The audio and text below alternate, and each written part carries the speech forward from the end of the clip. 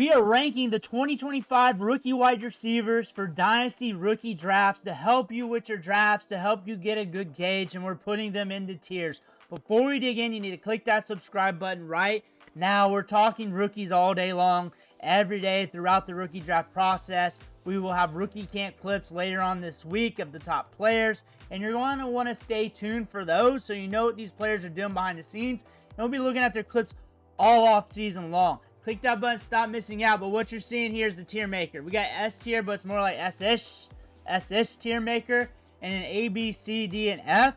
But to preface this, because I don't like this wide receiver class that much, and I really love the running back class, so I'm really not going to be over the moon. So you look at the tiers, and you're like, oh, this guy's high, this guy's low. I don't really care that much. Like, I'm just going to take the values, and I'm going to lean into the running backs. But I am going to help you out with these wide receivers, but I am also helping you out by telling you, hey, I'm going after these running backs. But looking here at the tier maker, we got the S tier, and I'm going to make it S-ish. There's no real S tier this year due to circumstances and everything else. We got T-Mac and Travis Hunter coming on down. Some people have T-Mac as the 102. Some people have Travis Hunter as the 102. Some people have Marion Hampton. Some people have another running back. But if you're pivoting from the top running backs to one of these two wide receivers, both of them are great. What I like about T-Mac, good production profile, big-time recruit coming out of high school, first wide receiver off the board outside of Travis Hunter, who's dual player. He's kind of a different asset, but still technically the first wide receiver, whatever you want to call him. But 8th player off the board, going to the Panthers. He's going to get a good average depth of target.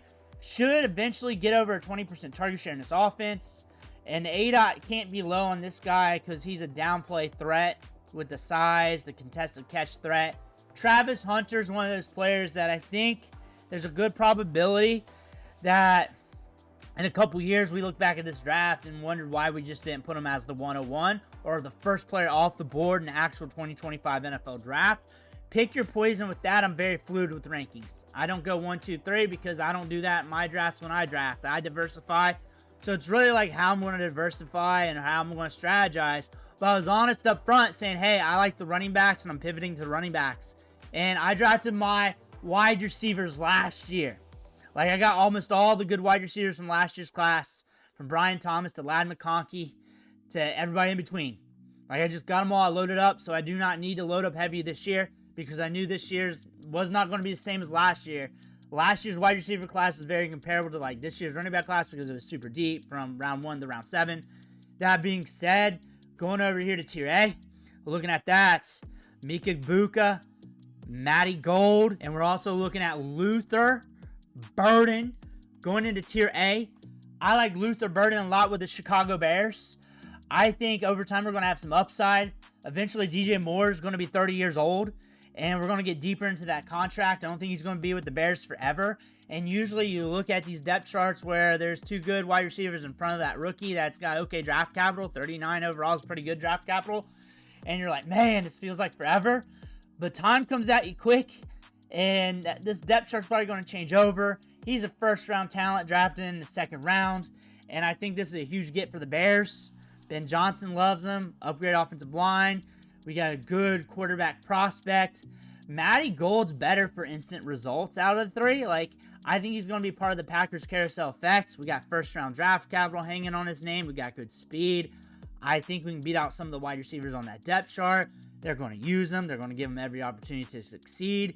I think starting off year 1, he's going to have some good weeks. And that's going to allow that value to hit a little bit. You can use that as an asset to play off of in your trades. Or enjoy the productions because it could build from there. Plus, it's a good offense to be a part of.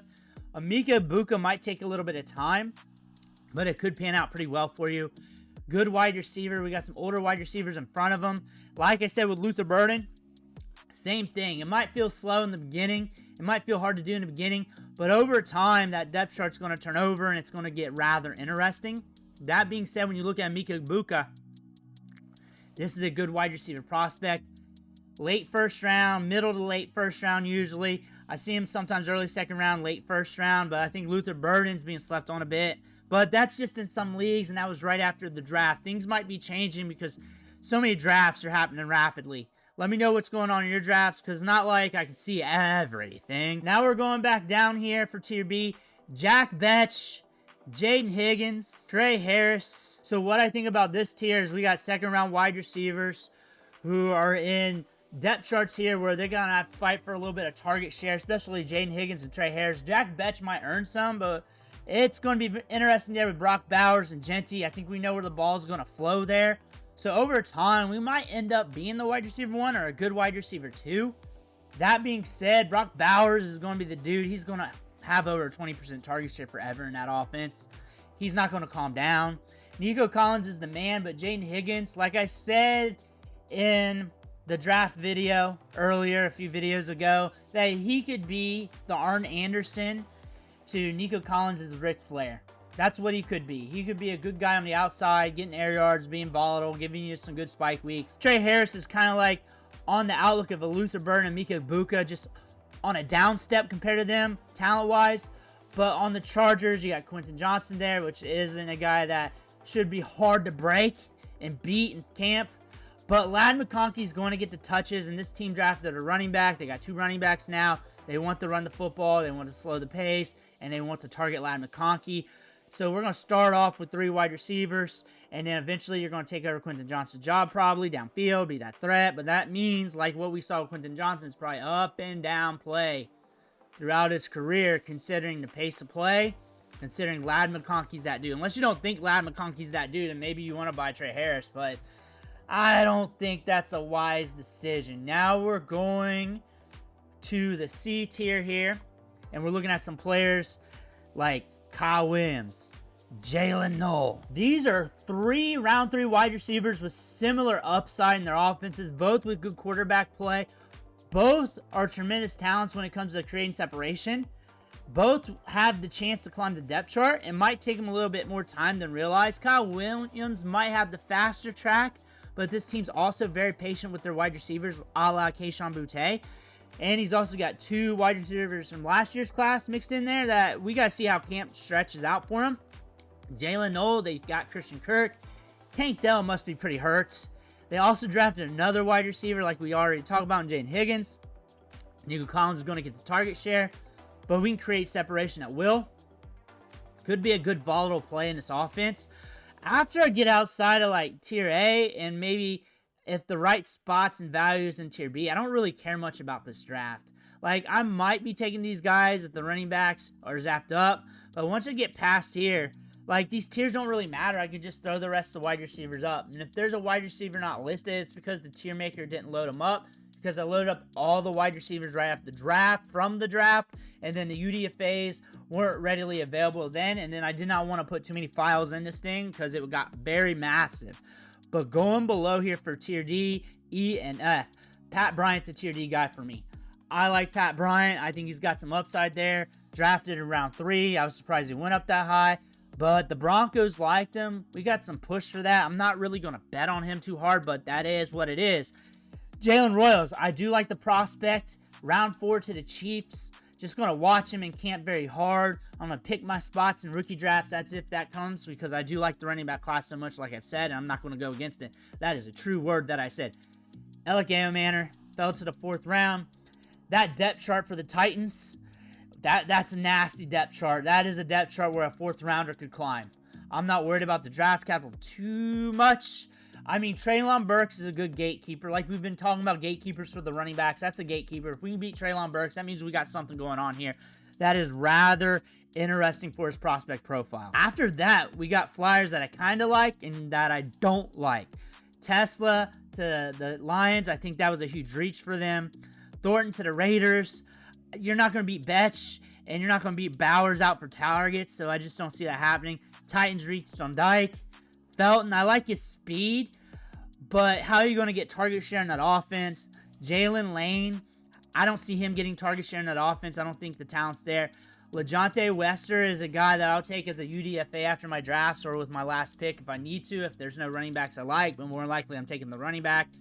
Ricky White is a wide receiver I like from the talents. I think Lambert here is another interesting wide receiver for the Chargers, but I'm not really going to draft too much. But we led Penn State in targets in 2020 3, and then in 2024, we transferred to Auburn and led them in targets over a 5-star wide receiver. I think he's a dart throw in this class if you want to look for a dart throw. Jimmy Horn, I think I'm out on him due to too many investments at wide receiver for this team. Even though he's twitched up, I just don't see him getting targets over T-Mac, producing multiple fantasy viable wide receivers, let alone a 6th-rounder. Torrey Horton has a profile I'm interested in. Might not get any shares, but I'm kind of interested in. Not interested in Aaron Smith. Not interested in Savion Williams, but he's a Packer, not a Texan. I'm not interested, though, but I'll put him here due to the draft capital. I don't like him enough to put him into Tier D. I feel like there's a lot of competition still. Carousel effect might allow him to be productive here and there. But overall, top end upside, no. For the 49ers, Jordan Watkins, I'm not really that interested.